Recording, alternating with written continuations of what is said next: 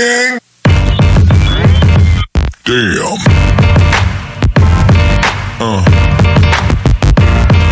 Yeah. Yeah. Yeah.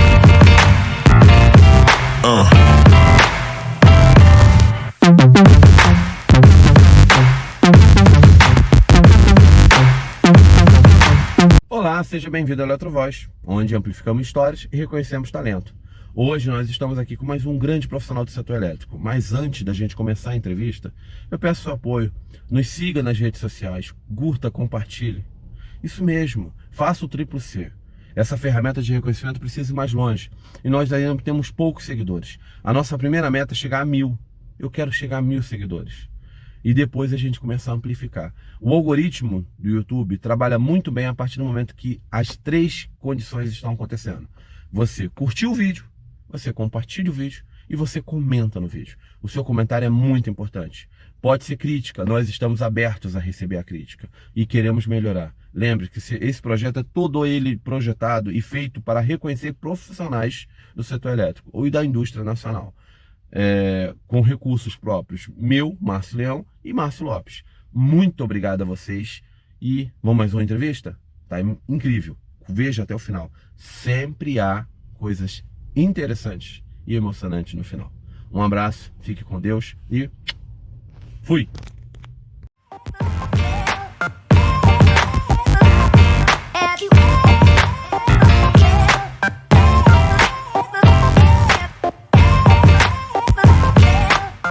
Olá pessoal, vamos mais um Eletrovoz e hoje vai ser diferente, é MM, isso aí, até porque a gente também faz parte do setor e merece reconhecimento.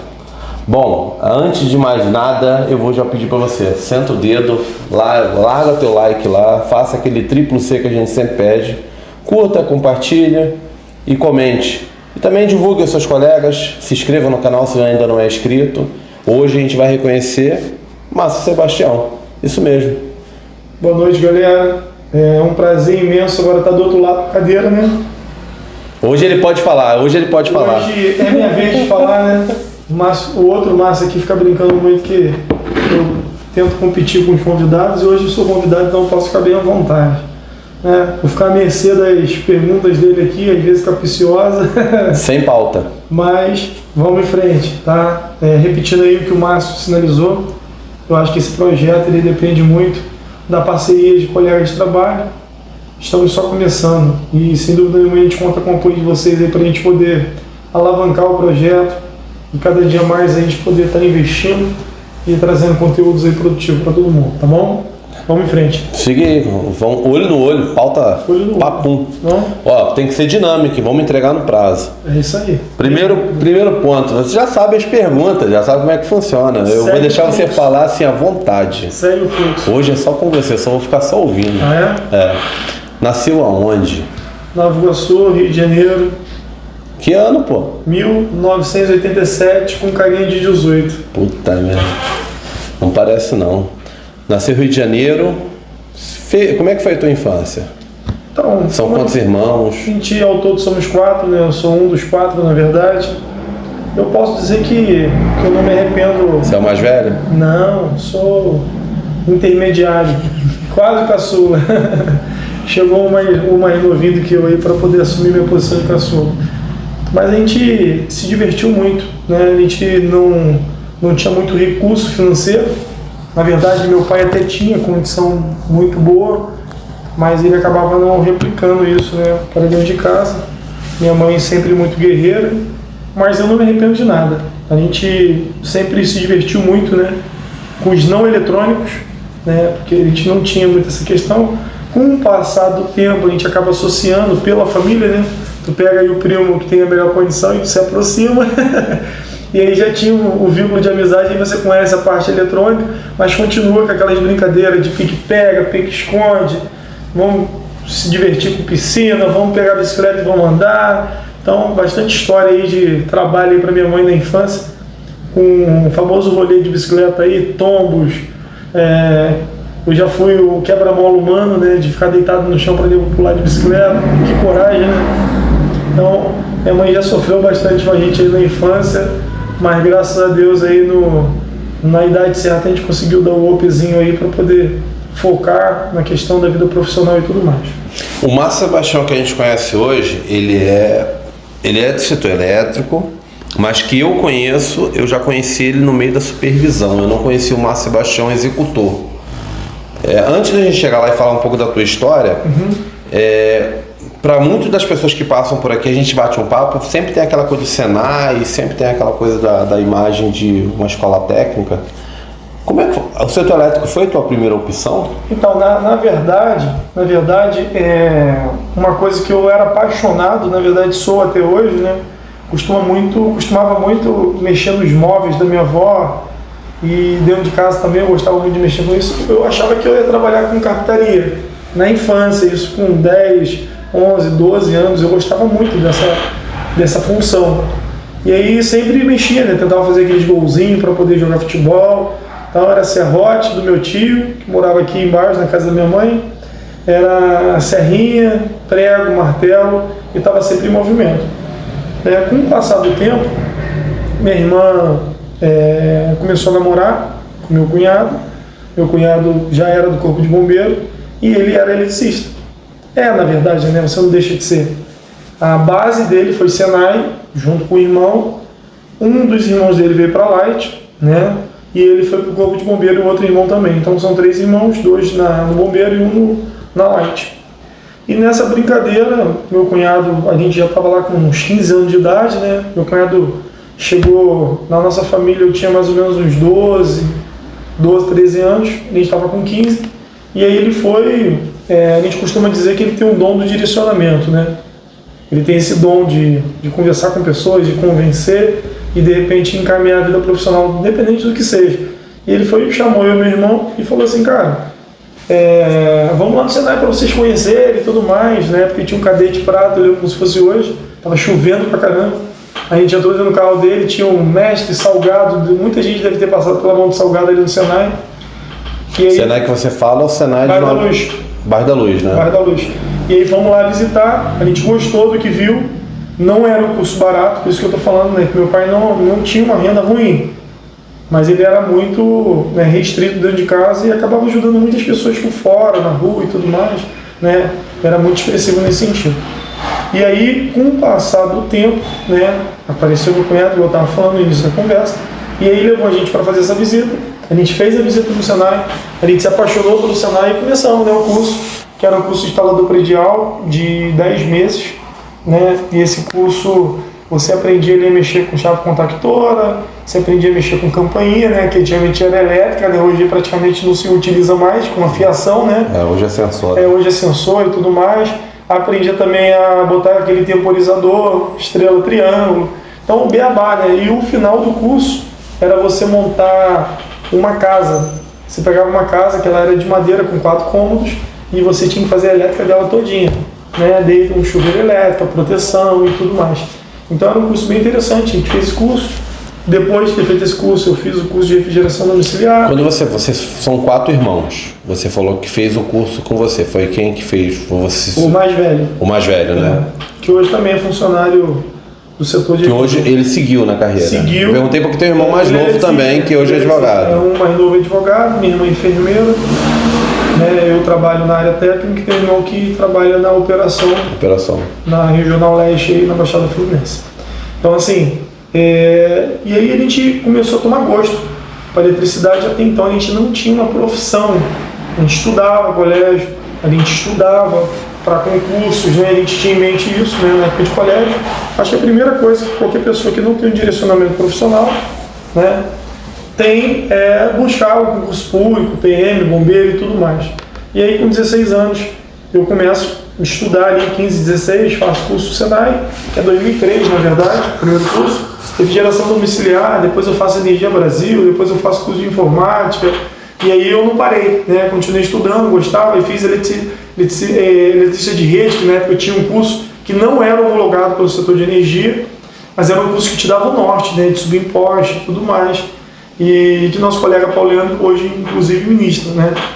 E aí, concluindo todas as etapas, 17 para 18 anos, a gente vai, se apresenta ao quartel. Eu queria ter servido, eu me coloquei à disposição, mas acabou que no final não servi.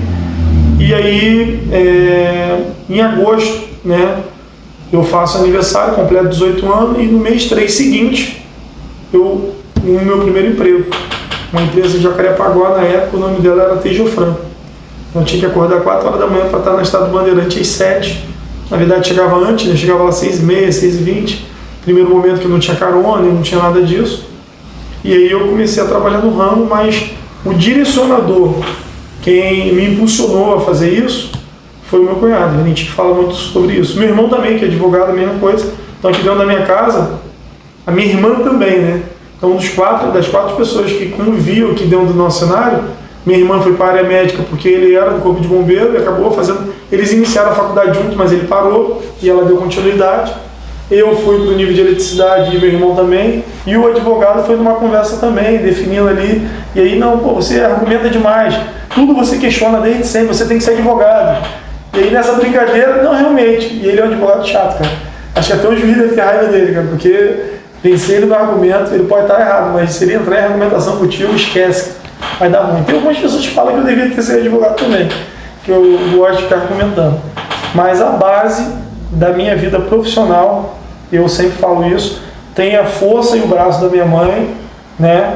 Tem o pagamento voluntário do meu pai e tem o direcionamento do meu cunhado. É isso. Sua mãe, eu tive o prazer de conhecer, ela é viva. Seu pai, meu pai faleceu, eu tinha 21 anos de idade. Meu pai já era mais, ele tinha mais 20 anos a mais que minha mãe, né? Com 30 e poucos anos de idade ele já teve o primeiro efizema, ele era fumante. Depois dessa condição de 36 anos de idade, ele da noite pro dia parou de fumar, mas ele já tinha, né, essa lesão, os estragos, esse comprometimento. E aí, com o passar do tempo, né, meu pai foi a falecer já com 74 anos, né, ele teve um óbito, né, de bastante sofrimento, porque ele já vinha já ali, né, toda vez que o tempo virava, ele sentia muita falta de ar, aquela tosse, se cuidava muito. Se ele não tivesse virado essa chave, ele não teria vivido tanto. Teria morrido antes, né? Ele falava assim, se eu não tivesse conhecido tua mãe, eu teria morrido antes, porque a vida que ele levava era uma vida bem zoada mesmo, sem muito cuidado. Depois ele passou ele passa a se cuidar a partir do momento que ele conhece a sua mãe, é isso? Sim. Minha mãe é o segundo casamento dele e a gente é a segunda família. Meu pai, a base dele mesmo era no Paraná, primeira esposa e filho e tudo mais. Então você tem mais irmãos por parte de pai? Eu tinha uma irmã que eu não cheguei a conhecer, né? Eu tinha uma irmã que eu não cheguei a conhecer porque ela foi assassinada no Paraná.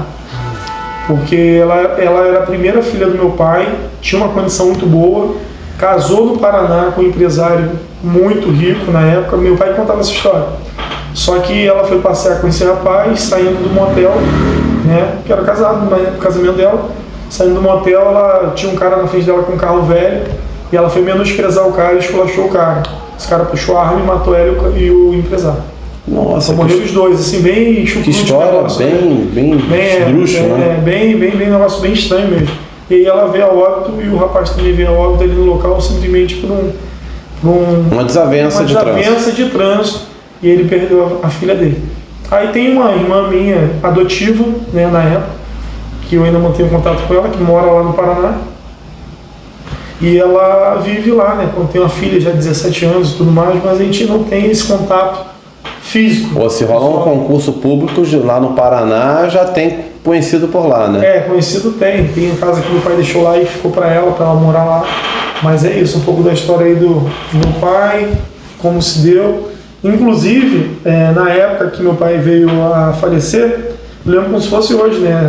Isso ficou um reflexo na gente. Graças a Deus eu sou muito bem resolvido nessa questão, porque eu entendo que o que eu tinha que dedicar de amor para meu pai eu dediquei, o que tinha que dedicar para ele fisicamente eu fiz, ainda mais na idade que eu tinha, né?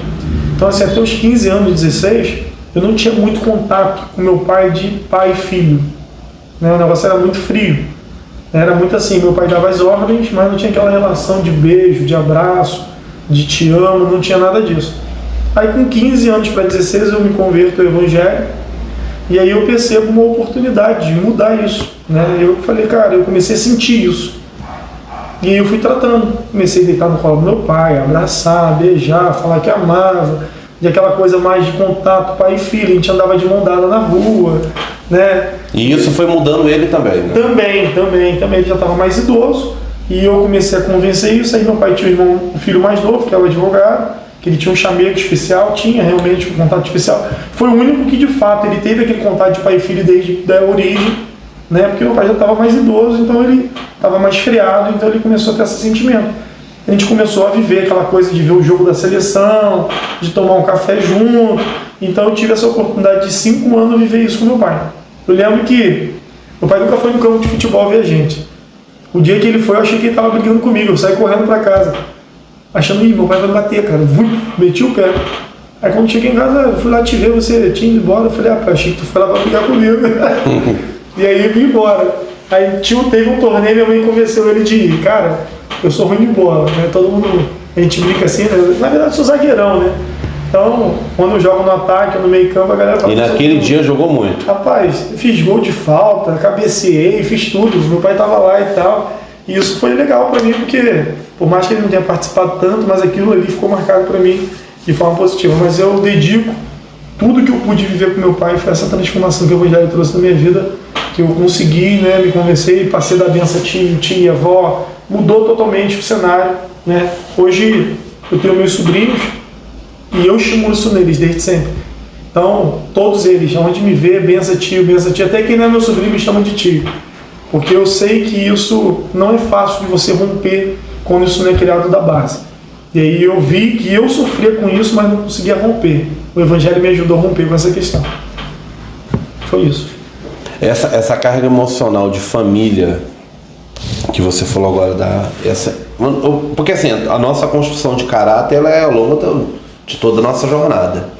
Mas você compreende que de repente o Márcio que você hoje como pai foi um pouco desse finalzinho que você pôde fechar essa lacuna com seu pai e hoje não ter arrependimento algum de criação? Na verdade, assim, Márcio, o que eu posso dizer é o seguinte: minha mãe ela sempre trouxe a gente muito para o seio familiar. Minha mãe sempre foi isso, né? Sempre trouxe a gente muito para estar próximo da família, viver família. Dentro das possibilidades dela, ela sempre aproximou de fazer uma pipoca, de ver um filme, de brincar, de se divertir. Ela era uma criança no meio com a gente. O lado do meu pai a gente não tinha muito, né? Mas assim, a pessoa que eu me tornei com o passar do tempo está muito ligada, ou quase que totalmente ligada com a base da minha mãe, né? E em linha com o que eu aprendi do Evangelho. Porque eu desde muito cedo, né? Minha mãe sempre teve muita fé. Eu lembro de cenas da gente doente, pequeno, minha mãe praticamente vivia, né, sozinha, né? Meu pai era muito rueiro. Então, às vezes, eu estava com 3 filhos dentro de casa, 2 doentes e um tendo que eu cuidar. A sorte minha avó estava próxima, né? Eu lembro uma vez, num dia de chuva, cara, minha mãe saindo com os 2 filhos no colo indo para a igreja para orar pela gente, porque não tinha condições de cuidar, remédio e tudo mais, e ela correndo para uma porta de uma igreja para poder orar. Então, isso tudo vai desenvolvendo na gente, né? Essa questão. E um certo feito, acho que com 12 anos, um colega foi numa igreja, Igreja Universal na época, meu irmão também ia, meu irmão depois disso não passou a frequentar mais, e o menino chegou, né, porque o pastor chegou e falou para ele assim: cara, o pastor falou lá que se a gente beber da água que Jesus dá, a gente nunca mais vai ter sede. E a nossa visão de criança era uma visão física real. Pô, vou beber aquela água e nunca mais eu vou ter sede, cara, eu quero essa água. Isso começa a despertar na gente, né, essa questão do Evangelho e tudo mais. Aí a gente vai frequentar, porque tinha alguns eventos, festival de picolé, a Universal no começo dela tinha muito isso, né? Antes da ascensão, eu lembro tinha muito festival de picolé, tinha muito reunir os jovens para ir para a igreja, mas tinha evento lá, era picolé, era sorvete, era cachorro quente, então integrava muito esse grupo jovem, né? Então a gente participava muito de outras igrejas também, para a escola dominical, então sempre tive essa inclinação, né, de querer entender um pouco mais da vida, entender um pouco mais do Evangelho. Eu tinha um pouco de complexo de associar como é que era viver a morte. O que é isso? Pô, um dia todos nós vamos morrer. Como é que é isso? Essa questão? Como é que é esse momento? Pô, e aí? Para onde vamos? O que passa na cabeça? Eu sempre tive essa dúvida. O que passa na cabeça da pessoa nesse momento? É isso aí. A única pessoa que tinha resposta para mim era na palavra de Deus. Era Jesus, que fala da eternidade e tudo mais. E eu consegui consolo para essa questão, esse medo, né, da morte, de perder ente querido e tudo mais, no Evangelho. E aí é a hora que eu começo a forjar de fato ali o meu caráter, em conflito com tudo aquilo que eu aprendi na base, porque a minha base era a rua. Pô, pra você ter uma ideia, cara, a gente tacava pedra na casa dos outros, ovo podre, chutava portão. Cara, Não faça isso em casa. as pessoas, eu lembro uma vez, eu tinha minha madrinha, né, na época ainda do catolicismo, mas não deixa de ser madrinha, por eu ser evangélico, e aí uma vez eu estava na mesa junto com a minha tia, madrinha e tudo mais, e uma moça que era vizinha dela, falou assim, quem diria que você se tornaria quem você se tornava? Aí minha tia falou, eu sempre falei isso. Porque na visão delas a gente seria um zoado aí da vida. Porque a gente passava o dia inteiro na rua. Quando minha mãe trancava a gente fugia, cara. O que eu já apanhei de espada de São Jorge, né? Quando minha mãe pegava a espada de São Jorge pra bater na gente, achava que aquilo ali ia fazer uma correção pra gente não mudar. Cara, eu tinha pena. Hoje eu olho pro cenário e falo, cara, minha mãe chegava a botar corrente no portão. No meio do portão a gente não saía, a gente puxava por baixo, cada um saía ali pelo portão. Quando não, pulava pelo muro, no terreno do vizinho, na areia. E passava o dia inteiro fora, não tinha celular, não tinha nada. Chegava em casa, tua mãe estava chorando, ela não sabia se chorava porque tu voltou e te batia. Então, várias vezes, cara, a gente apanhou. E fora os acidentes de percurso aí, eu andava na bicicleta com 3, 4, uma vez, e eu sempre levava para pior. Sempre. Tava andando na bicicleta, eu sentado no garfo, colega aqui, outro ali, o garfo da bicicleta quebrou, todo mundo caiu em cima de mim. Me arrebentou todinho, cara, sangue pra tudo quanto é lado. Daqui a pouco chega meu irmão, né, dentro de casa, todo sanguentado, e fala pra minha mãe, o Marcinho se machucou. Cara, meu rosto todo marcado, o braço todo marcado, dá pra ver algumas cicatrizes ainda. O médico na época falou assim, mãe, o rosto dele vai ficar marcado, desse lado esquerdo aqui, porque meu rosto foi no chão. Os colegas caíram em cima de mim no asfalto. E aí minha mãe falou assim, não, que não, enfermeira. Ô, mãe, pro rosto dele não ficar marcado, ela só vai ter que esfregar muito isso, ele vai chorar muito. Rapaz, cada curativo da minha mãe era uma dor.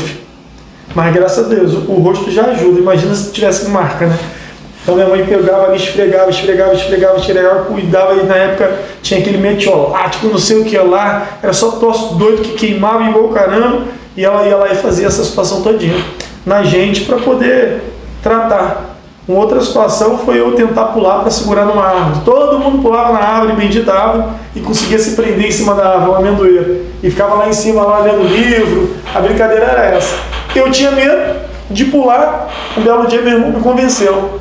Nessa brincadeira, filho, que eu fui pular, caí de cabeça no chão. Tive um pequeno, né, traumatismo, né? Não foi nada absurdo, mas de certa forma foi um traumatismo, né? Porque tomei 5 pontos na cabeça e tive uma pequena fissura, por isso que me deixou tão bom do jeito que eu sou hoje da cabeça, né? Então eu levei bastante ponto na cabeça na época. A gente vai chegar na tua cabeça daqui a pouco. Cheguei aqui em casa todo ensanguentado, mas todo ensanguentado mesmo. Era sangue pra tudo quanto é lado. Minha mãe parou o carro na rua, cara. Tem noção? Para me levar para o hospital da Bossa. Parando o carro ali na rua, aqui na rua mesmo, na frente de casa. Pelo amor de Deus, socorre meu filho. Chega no hospital lá, faz essa situação todinha. E graças a Deus aí minha mãe não teve nada pior do que isso. Rapaz, a gente falei que vai falar da cabeça dele porque ele tá me incentivando a botar uma peruquinha, mas... Não é peruca. É prótese capilar. Prótese capilar, tá? Eu não tenho problema com a minha calvície. 0. Mas, se você pode se cuidar, né? Se você tem recurso financeiro, faz o implante, que está por volta de 10, 15 mil. Te incomoda, vai atrás para tratar. Ou usa prótese capilar. Qual é o problema de usar uma prótese? Nenhuma. Ó, se você quiser fazer patrocínio da prótese capilar, essa parede aqui, ó. É isso aí. Tem um amigo ali no Rancho Novo que faz, mas ele não tá bancando, então, meu irmão, não vou falar seu nome ainda não. Eu não sei lidar com cabelo mais, então eu já joguei a toalha. Prefiro passar a gilete. Mas vamos lá.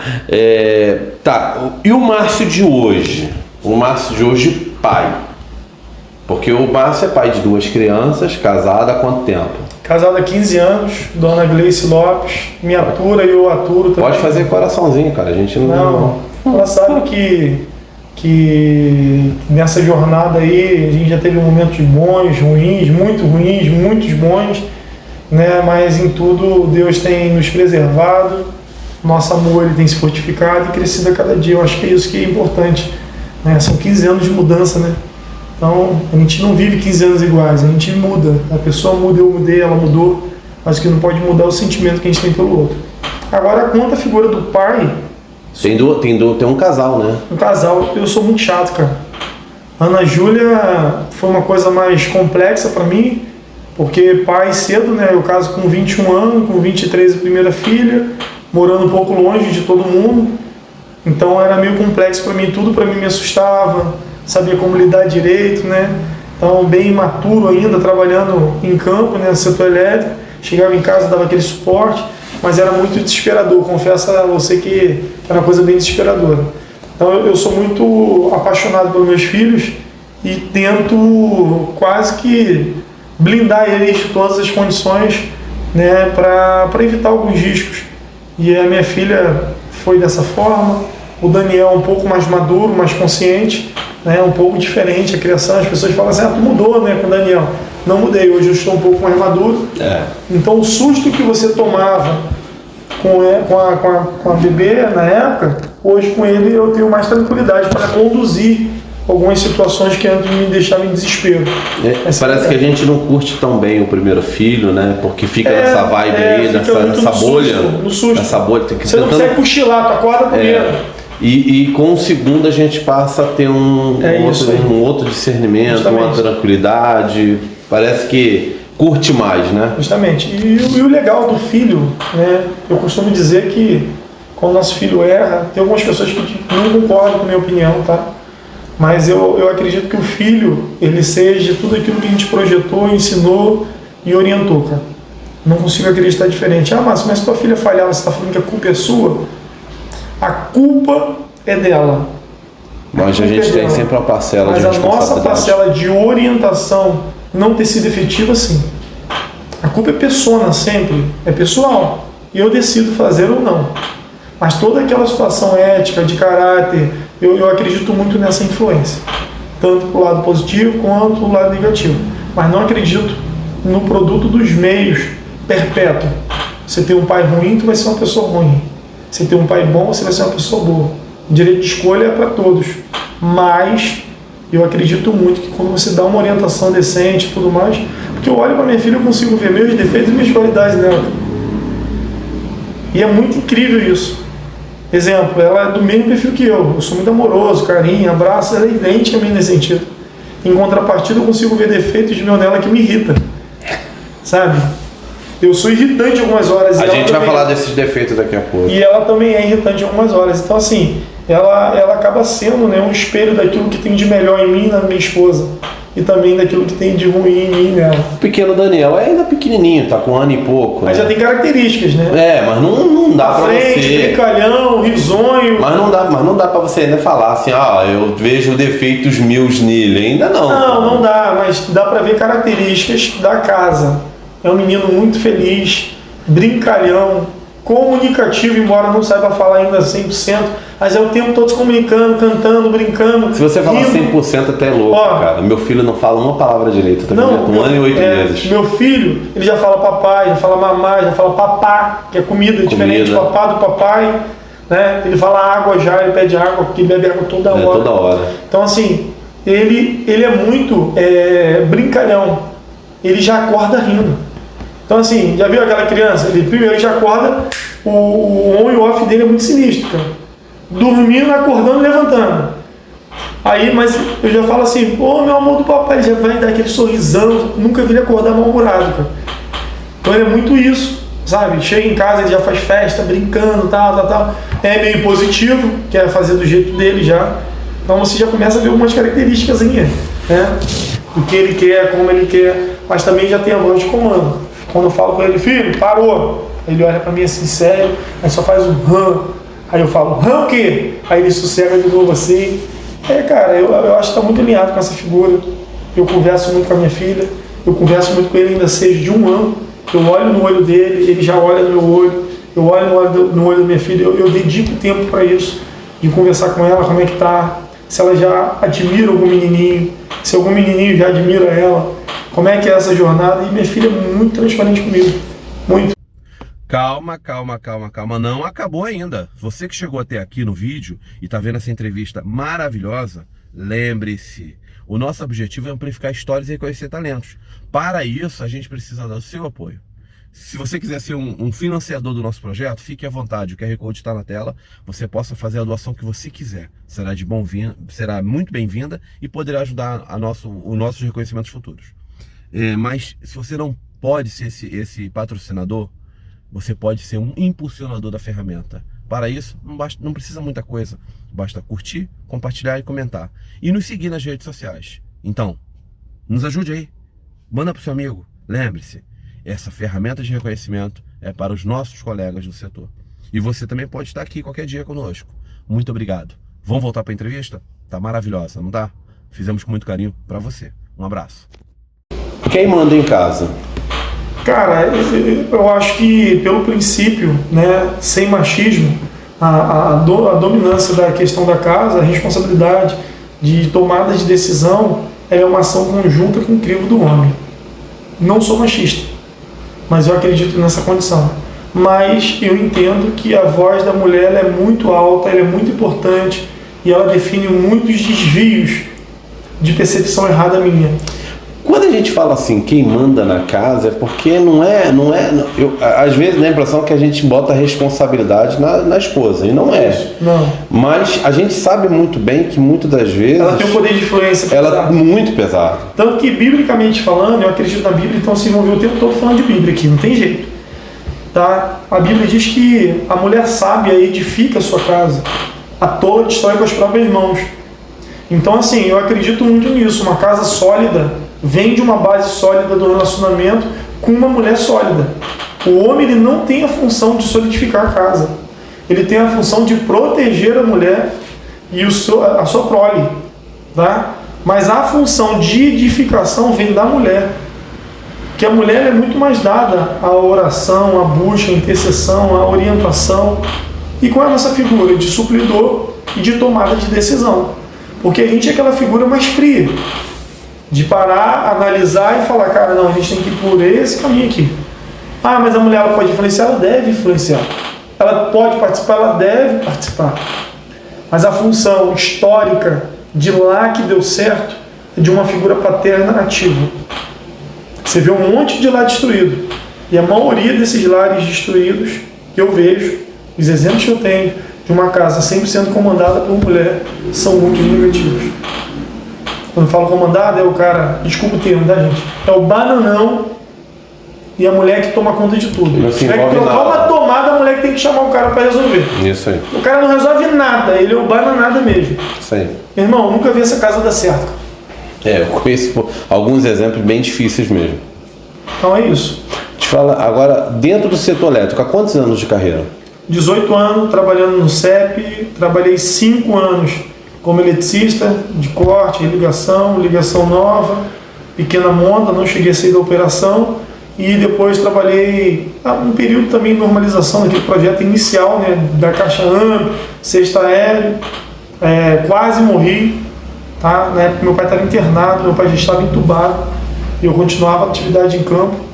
Na época o cesta aéreo ainda não tinha aquela proteção das manoplas e eu operando, ela agarrou no cabo, começou a me levantar por baixo da BT, né? A BT não, na verdade era BT, mas tinha a Space lá no finalzinho, né? E aí foi virando cesto, muito novo, desesperado. Eu saí do cesto e sentei em cima da cruzeta. E nessa de sentar em cima da cruzeta eu tirei o cinto do cesto, porque o line estava em cima da minha perna. O line caiu lá embaixo, né? E aí eu tirei luva, tirei tudo, fiquei segurando na cruzeta, sentado em cima da cruzeta. Uma altura de mais ou menos uns 13 metros de altura. A minha sorte é, Deus, na verdade, a Space estava desligada e eu não vim, né, a cair lá de cima. Um outro colega veio com outro cesto, me resgatou, porque quebrou, né, a corrente nessa de ficar pressionando. Outro cesto, a corrente arrebentou, não tinha mais como andar nele. E o despreparo, cara, é algo perigosíssimo, porque eu era o único cara experiente do cesto. O restante era tudo gente que nunca tinha trabalhado no ramo. E eu estava em cima. Às vezes, quando eu estava embaixo, eu tinha que operar embaixo para o cara que estava em cima, porque o cara não sabia trabalhar. Não sabia. E aí, nessa brincadeira, eu mandando o cara desligar o caminhão para interromper, né? Que na época não tinha aquela válvula de segurança, essas coisas todas, não existia isso ainda. Não existia. Não existia. A gente está falando de uma época antes da adequação da NR12. 13 anos atrás, 14 anos atrás mais ou menos. E aí, nessa brincadeira, eu mandando o cara desligar o caminhão, não, se eu desligar o caminhão, tu vai cair daí de cima. E eu gritando, desliga, desliga, desliga, desliga. Ele só foi desligar quando o sexto já estava assim já. Eu sentado já na cruzeta e tal. Se ele desliga antes, não teria tanto risco para mim quanto foi, entendeu? Porque na época a gente, por falta de material, a gente geralmente botava o sexto apoiando a BT, soltava o parafuso de fixação para botar a caixão e fechar. Né? Estava errado o procedimento, se fosse hoje em dia nada disso não tem mais nada disso, isso não existe. E a gente trabalhava muito errado, mas para o procedimento da época. E aí depois que eu vi isso, o sexto eu tinha que pular dentro dele para ele subir. Mão de obra muito deficiente. Tinha que dar pulinhos. Tinha que ficar pulando para ele subir, aí Válvula estava trabalhando e ele descendo. Aí estava trabalhando e ele descendo, estava trabalhando e descendo. E aí a gente reclamava, nada avançava. Aí eu, um mês nessa empresa, não vou citar o nome, pedi demissão. Eu pedi demissão. Depois do que aconteceu, o cara chegou lá no ambiente nosso de trabalho, o cara não fez uma pergunta para mim como é que eu estava, cara. O cara foi direto no caminhão, viu o que tinha acontecido no caminhão e tal. No dia seguinte eu fui lá e falei, pedi demissão. Aí o cara falou, você assustou, isso é normal? Na época o supervisor. Eu falei, não, cara, agradeço a oportunidade, mas estou indo embora. Aí voltei na época para a Tejofran, que era uma empresa sólida, grande, tinha uma estrutura muito melhor. E aí voltei a trabalhar lá e fiquei um mês só nessa, aí fiquei 5 anos lá. Depois desses 5 anos, tive a oportunidade de trabalhar em uma outra empresa. E nessa empresa que eu trabalhei, fiquei lá por 8 anos. E aí migrei, né, todos os cargos. Fui de encarregado, depois de encarregado eu fui a supervisor 1, supervisor 2, 3. Eu era o supervisor mais remunerado da base, né, que tinha o melhor salário. Na época tiraram, né, minha PERI, tiraram os 40% também. Melhor não pagava os 40%, mas tiraram a PERI porque era a questão do cargo de confiança, né, que era integrado. Então, apoiava um coordenador, que hoje é um amigo, o Marcos Melo. Conheço ele. Até hoje. Fuma charuto ainda? Charutão às 18 horas? Brincalhão, ao mesmo tempo explosivo. Mas é um cara que eu tinha muito respeito por ele, a gente trabalhou muito, aprendi muito com ele, tive a oportunidade de crescer junto.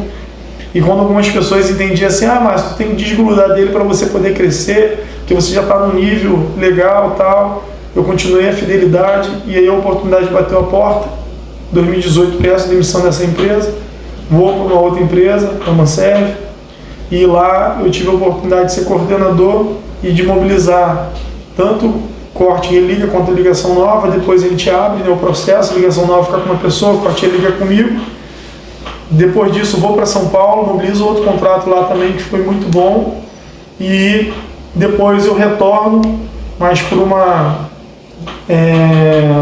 telefone sem fio, vamos dizer assim, né? A gente, com 6 dias de um novo diretor na empresa, eu acabo sendo demitido, porque até então tinha um alinhamento gerencial de eu voltar para o Rio de Janeiro, porque a promessa que foi feita para eu ir para São Paulo não foi cumprida. O projeto foi mobilizado, foi um sucesso. Na época a Enel ficou muito feliz com o que aconteceu, forçou para eu ficar lá, e eu falei que ficaria mais uma condição X, né? Porque mudar minha família, mudar toda a estrutura, para no final praticamente ter o mesmo salário, não valeria a pena para mim, porque o custo de vida lá era muito mais alto. Cafezinho na padaria com pão e manteiga eu gastava R$15. Então assim, para minha condição financeira não era legal eu ir para lá para isso. Fora de deslocar família, esposa, mudar toda a minha estrutura. Toda a estrutura de família. Sem mudar muito a vida deles financeira, né?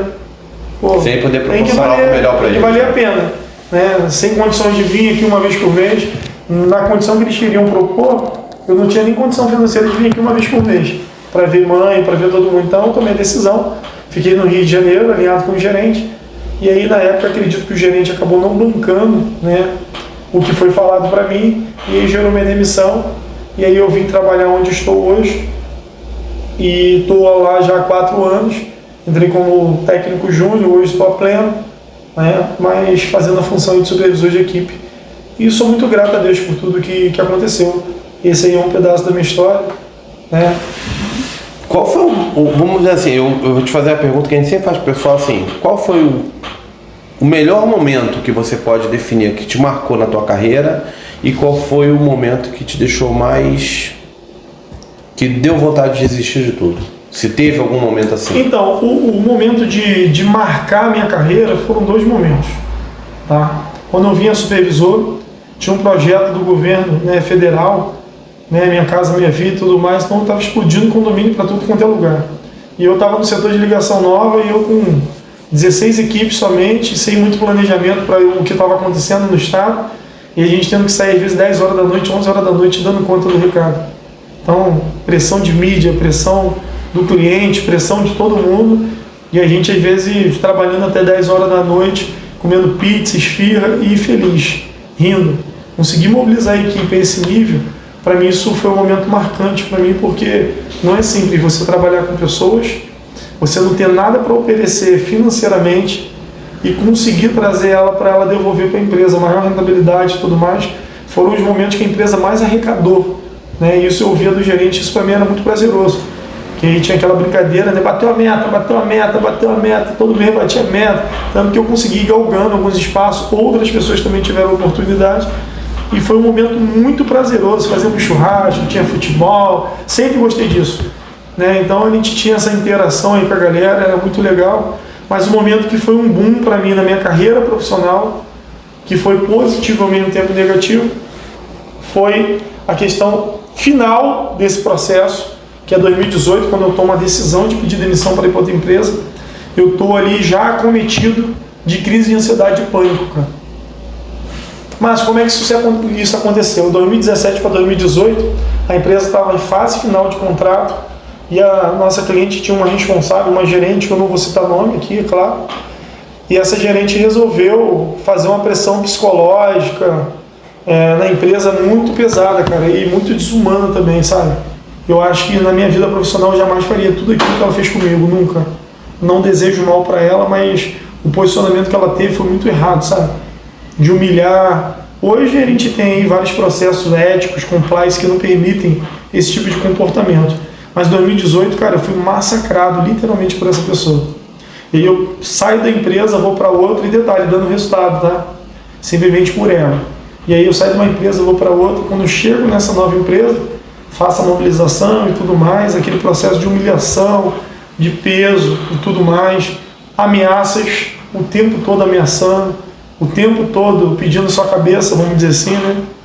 Pedindo para te mandar embora, pedindo, como é que você sabia? Porque eu tinha uma boa parceria com a minha empresa. Esses jogos de bastidores que a gente às vezes... e a minha empresa falava para mim, cara, eu queria entender por que faz essa maldade contigo se você devolve, se você faz um bom trabalho, se você é dedicado, vamos dizer assim, né, cara? E aí eu também não entendia, mas eu precisava ter maturidade para passar por aquilo, né? E foi quando eu fui acometido, igual eu falei, de crise de ansiedade e pânico. Simplesmente ia praticamente todos os dias para o hospital, pressão 17, 16, passando mal, aperto no peito, falta de ar. E infelizmente uma gestora, ela adoeceu um funcionário comprometido com o resultado de bucha na época. E é isso, cara. Mas assim, mas tem raiva dessa pessoa? Não, nenhuma, zero. Meu coração tá limpo.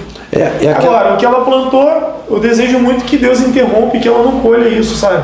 Muito mesmo, de verdade, porque vai ser uma colheita muito pesada, porque o mal que ela fez para mim, para minha família, para todo mundo, não era simplesmente sobre mandar embora ou continuar a empregar. Fez questão, sabe, de ser desumano. E o pior, o que me deixava mais triste, tinha gente que batia palma para essas ações, cara. Isso é absurdo, cara. Esse tipo de comportamento. Mas eu acho que isso aí é um pouco daquela síndrome do... Sei lá, porque não é com ele, então tá valendo. É isso aí. Entendeu? E aí tem um jogo muito pesado que a gente nota. A pessoa acha que às vezes bater na mesa e cobrar o resultado é a mesma coisa do que você ir à luta lá e fazer a coisa acontecer. E eu vou na contramão disso, tá? Eu acho que a gente tem que Isso te ajudou hoje a você pensar diferente? Pensar diferente. Eu vou muito na contramão. Eu uso lá toda a matriz de consequência da empresa, que é fundamental para a gente trabalhar, mas em contrapartida eu acredito muito em time, uma conversa sadia e orientação. Eu acho que a gente orienta, reorienta e pune. Isso eu aprendi com um grande amigo, o André Aleixo, também diretor, ainda é diretor de empresa, a gente ainda tem um bom relacionamento. Na verdade, todas as lideranças por onde eu passei, eu sempre tive um bom relacionamento. E aí, ele falou uma vez para mim isso: Márcio, orienta e pune. Eu acho que é isso, cara. Você orienta, você dá a regra do jogo. Se o cara desviar, você chama ele para conversa. E a terceira, cara, é punir. E a punição não é para a pessoa, é pelo ato. Isso tem que estar claro. Não é a pessoa, é o ato da pessoa, e a gente está punindo com a ideia de correção. Não com a ideia de mandar embora ou coisa do tipo. Pode chegar a esse nível? Pode. Mas a ideia principal não é essa. Então eu gosto muito do ambiente saudável, um ambiente profissional que as pessoas são felizes. E eu louvo a Deus que hoje a empresa onde eu trabalho, no setor onde eu trabalho, as pessoas ficam brincando, né? A galera fica falando que te ama, que não quer ir embora de lá, que é apaixonada. A gente tem nossos eventos, a gente faz nosso churrasco, a gente joga bola, a gente sabe dividir o momento pessoal e profissional. No pessoal eu sou um cara igual a eles ali. No profissional eles me respeitam na posição que eu tenho e eu respeito eles na posição deles, que é a posição mais importante da empresa, que é a área fim, a área que dá o resultado, é a área que decide o nosso jogo, e isso está claro para todo mundo. Hoje, qual é o teu maior objetivo no setor elétrico? Meu maior objetivo no setor elétrico, cara, primeiro, eu entendo que a gente precisa fazer com que a mão de obra, né, migre dessa condição muito paralisada, né, de entender que eu entro aqui no setor elétrico e a única oportunidade que se tem é aqui dentro. Eu acho que a gente tinha que mudar um pouco mais essa figura. Eu acho que as pessoas têm que entender que o setor elétrico não está limitado ao CEP, ele não está limitado à empresa de energia, ele é muito mais amplo do que isso. Mas você acha que isso é só um problema do setor elétrico ou da indústria brasileira como um todo? No geral, as pessoas são muito paralisadas a isso. Então, eu estimulo muito, dentro do meu grupo de trabalho, que eles entendam aonde eles estão como oportunidade de crescimento, mas que não seja única. Por quê? Porque quando a gente fala de única, a gente sabe muito bem que existe um triângulo de posições dentro da empresa invertido, né?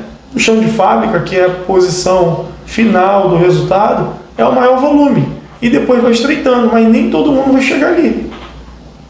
Só que como eu acredito no potencial da galera que trabalha comigo, eu acredito que todos eles vão ficar alinhados para galgar novos espaços. E podem chegar ali. Podem chegar, eu entendo que eu preciso oxigenar a mão de obra. Por quê? O grupo que trabalha comigo vai passar na PM, vai passar no Exército, vai passar na Marinha, vai passar para outros escopos, e é isso. Entende? Gente, ele vai atender o telefone aqui rapidinho. Alô?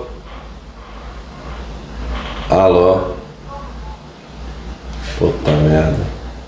Enfim, Vou editar. Vai editar essa parte.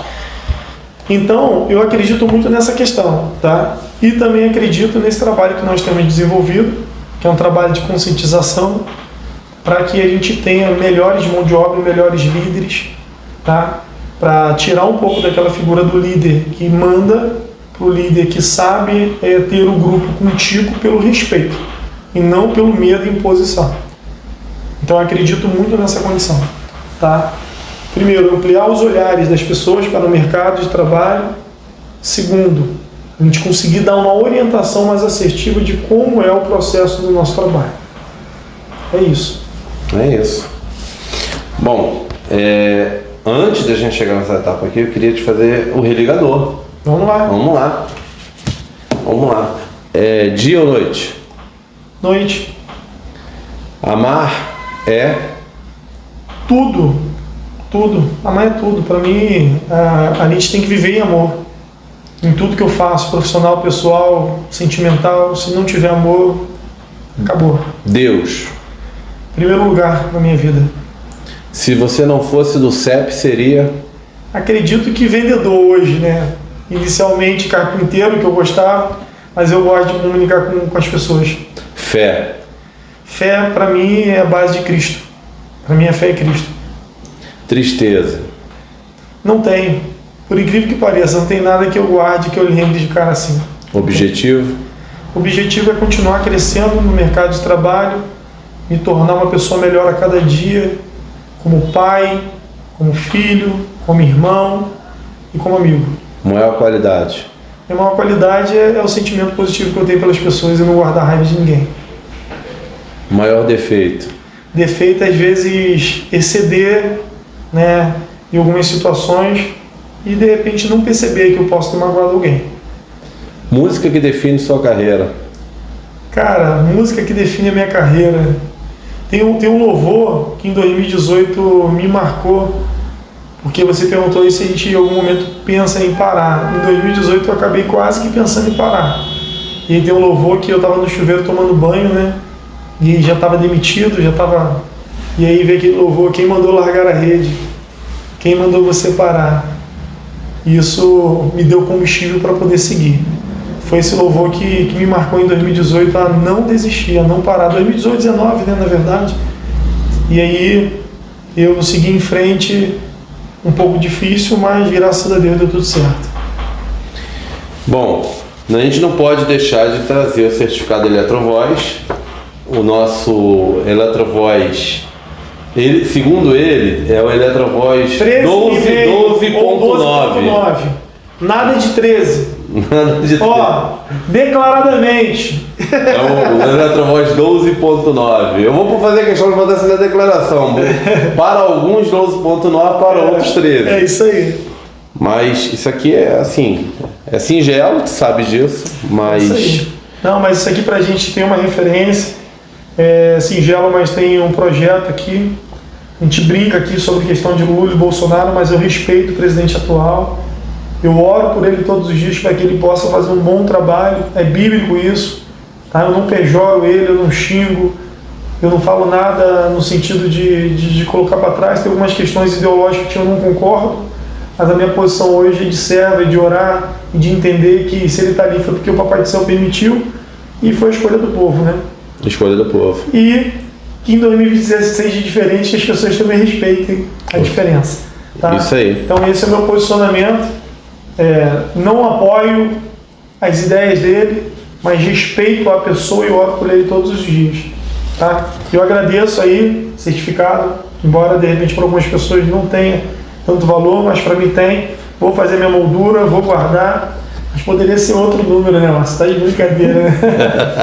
É isso. Ó, só para reforçar, pessoal, a gente tá com o nosso projeto, ele precisa da sua curtida, do seu like, do seu apoio. Hoje foi o Márcio Sebastião, é um colega que eu tenho um carinho, um respeito muito grande pelo que ele representa no time dele, como pessoa, figura. Ele falou que a maior qualidade dele seria o perdão, não é isso? Sim.